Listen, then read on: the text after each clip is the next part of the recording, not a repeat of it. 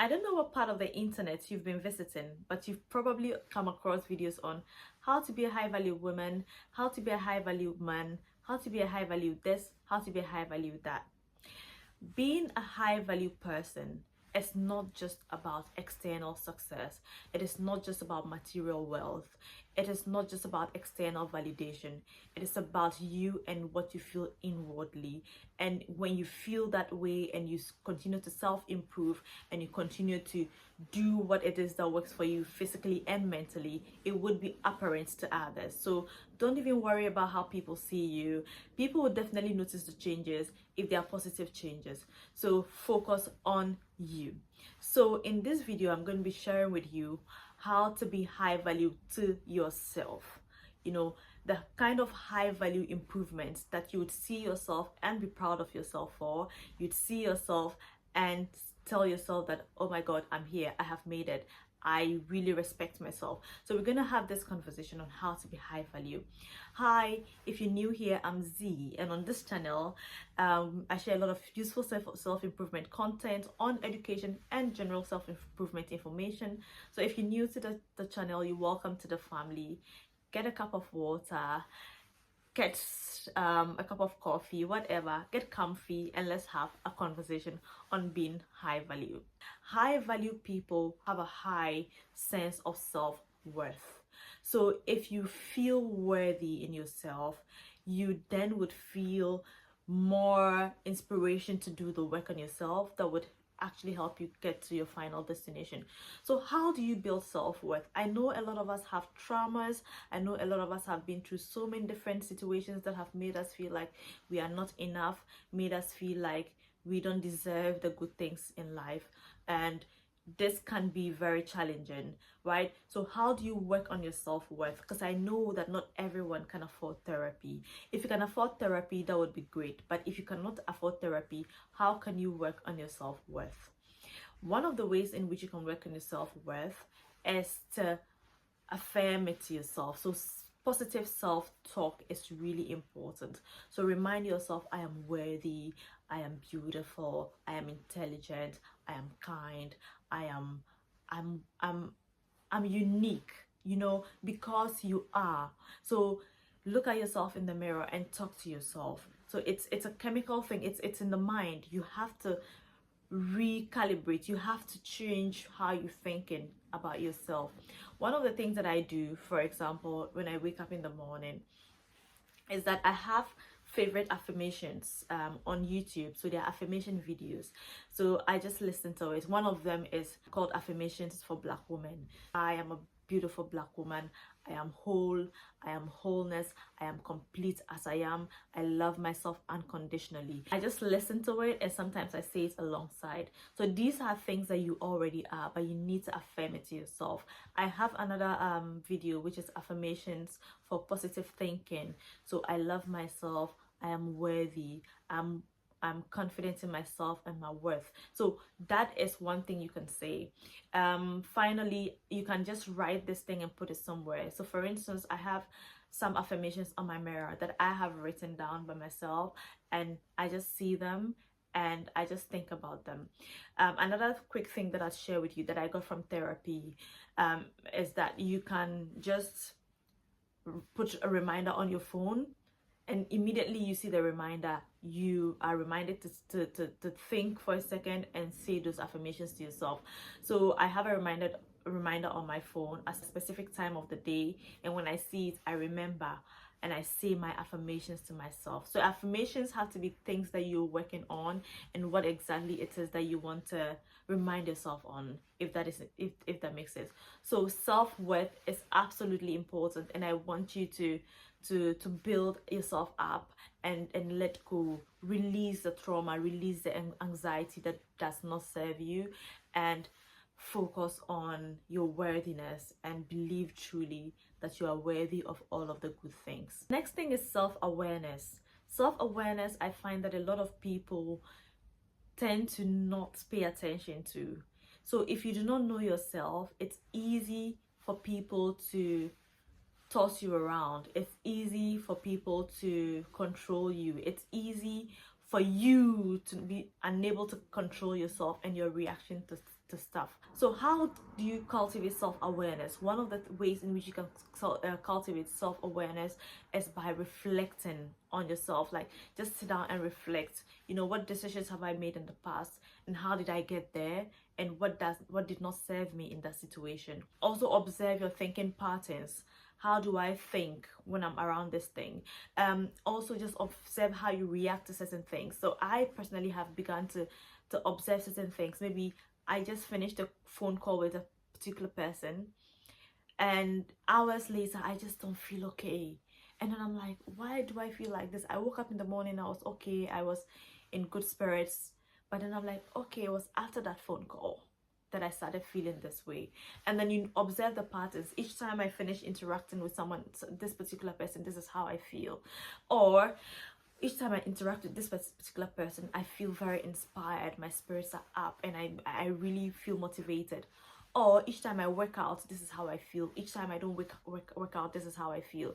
So reflect, reassess, just think about yourself and think about the way you respond and react to things, and just be self-aware.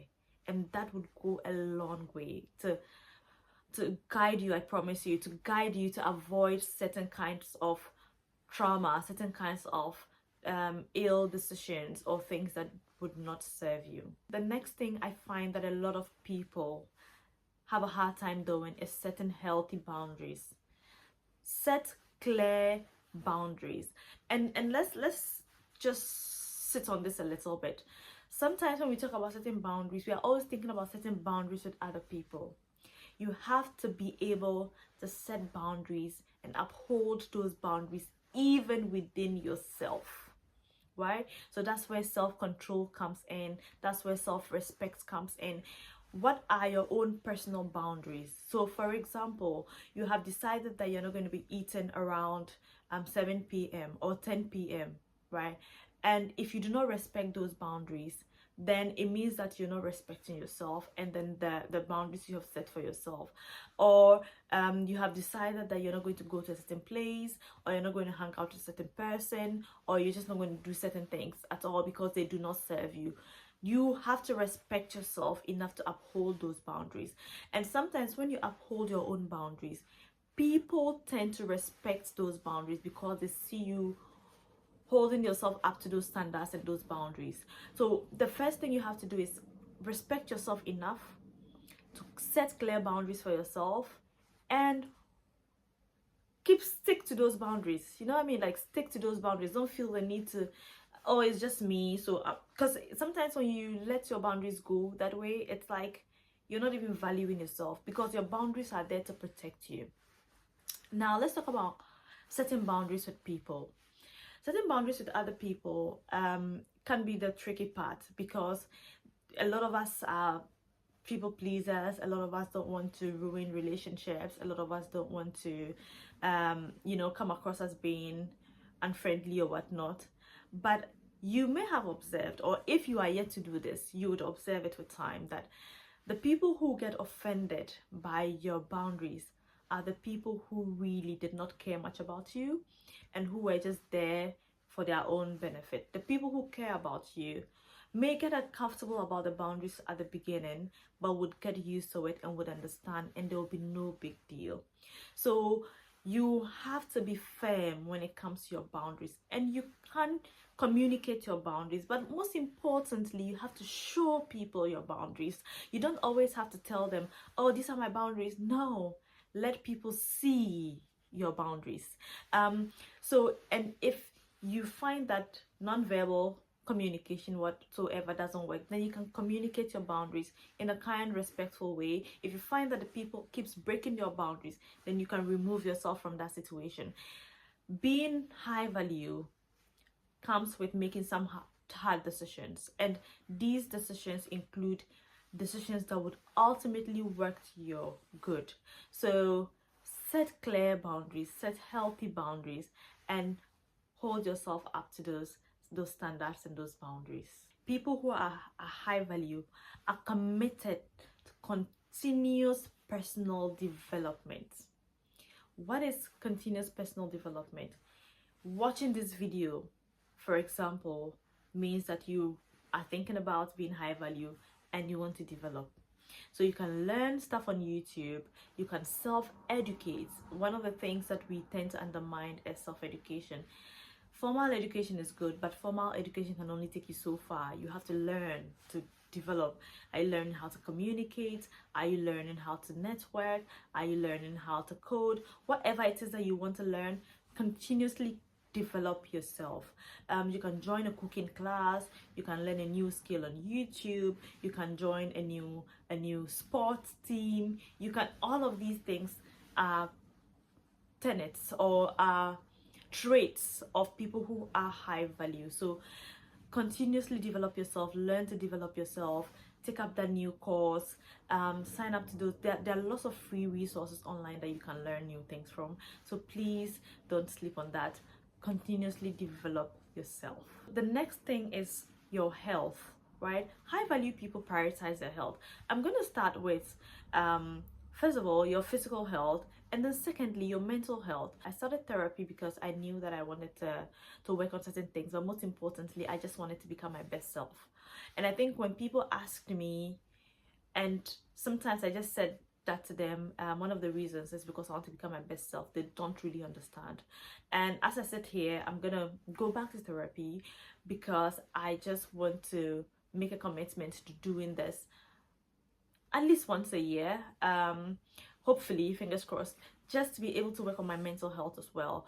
And so when I did this, it really did help me, because in terms of therapy, it gives you an opportunity to speak to someone about what you're currently working on, and it gives you perspective. It just also, if you're not someone who likes to expose or share a lot, you then tend to get the opportunity to talk to someone like that you can confide in. Something really interesting happened during one of my sessions, which I don't mind sharing. It's not very personal, private. So after my therapy session, I remember my therapist asking me, "Can I ask you a personal question?" Then I said yes. And in my mind, I'm like, we just spoke about so many personal stuff, so what could be more personal than this? Then she asked me, "Are you okay?" And for me, that meant so much to me, because although I spoke to her about whatever, she still felt the need after the session to ask me if I am okay. Because that's because she probably picked up some kind of signals to feel like, okay, maybe I'm not as energetic as I usually am, or whatsoever. And that really was nice.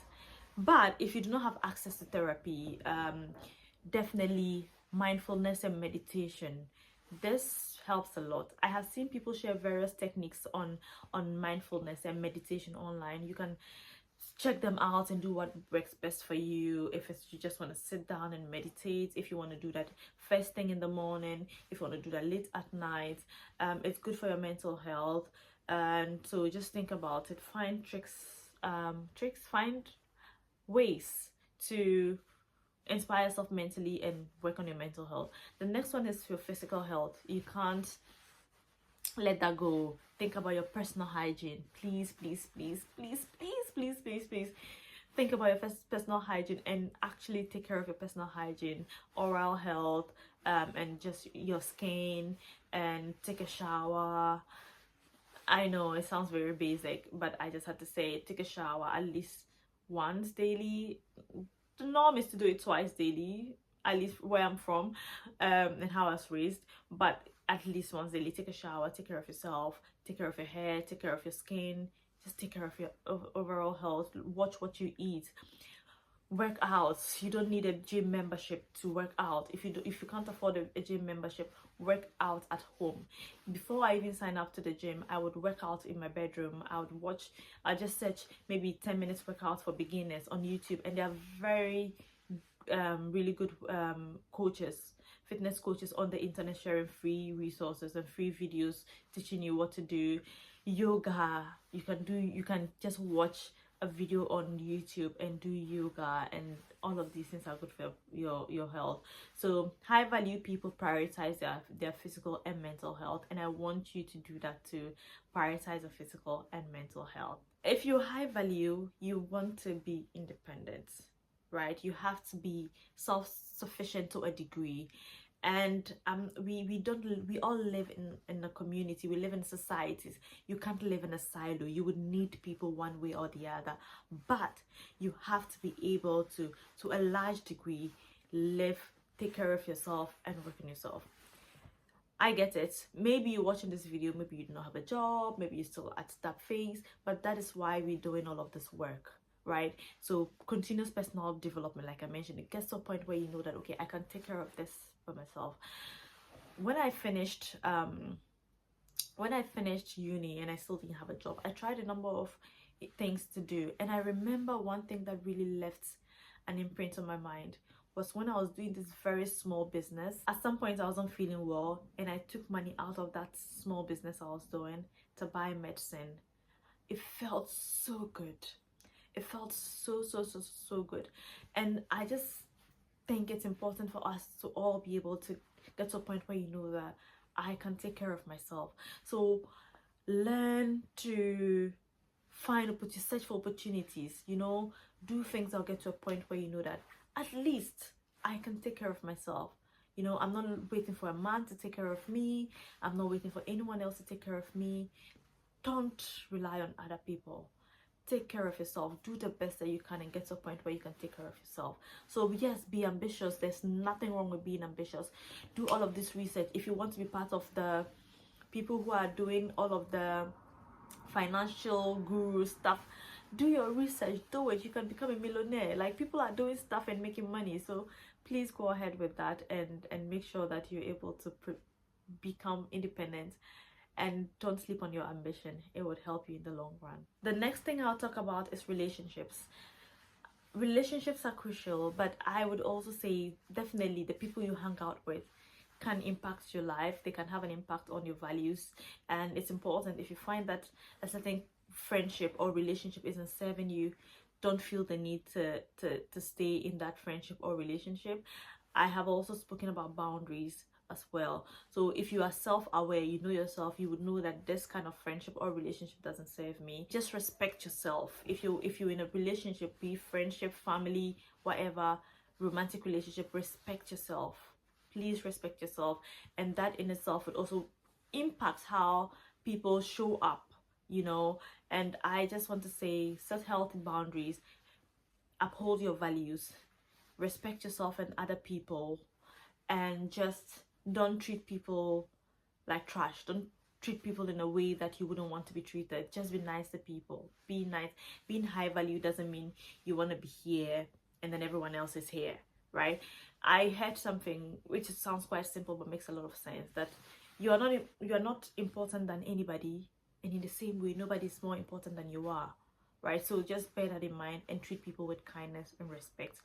The next thing is carrying yourself with style and grace. Carry yourself with style and grace. Watch what you wear. Look at your body type, your body shape, what you just wear, what makes you comfortable, and what you would like to feel good and confident in. And also carry yourself with style, carry yourself with grace, and look good, smell good, and just be happy and nice and kind. While you do all of this work on yourself, remember to give back to society. So if it's in the form of volunteering, if in the form of just being kind to somebody else, smiling, just holding the door when someone is walking behind you, just be nice to people. And this is, yeah, basically going to really make you feel good about yourself. But most importantly, the aim is not to just feel good about yourself, but to also really actually genuinely contribute and being a very good member of society. So I hope this has been useful to you. If you're still here, thank you very much for being here. Let me know in the comment section which one of these really resonated with you. You know, when you watch a video and you're like, yes, that makes a lot of sense. Please let me know. If there's any other thing I left out, feel free to let me know in the comments of the video. And you subscribing would really help me and this channel, and share this video with anyone you find you think it would be useful to. But also, one small thing, if you like the video, YouTube will suggest it to many people, and a lot of people will benefit from the video. I wish you the best. Check out my self-improvement playlist for lots of content like this, and I wish you the best. Lots of love.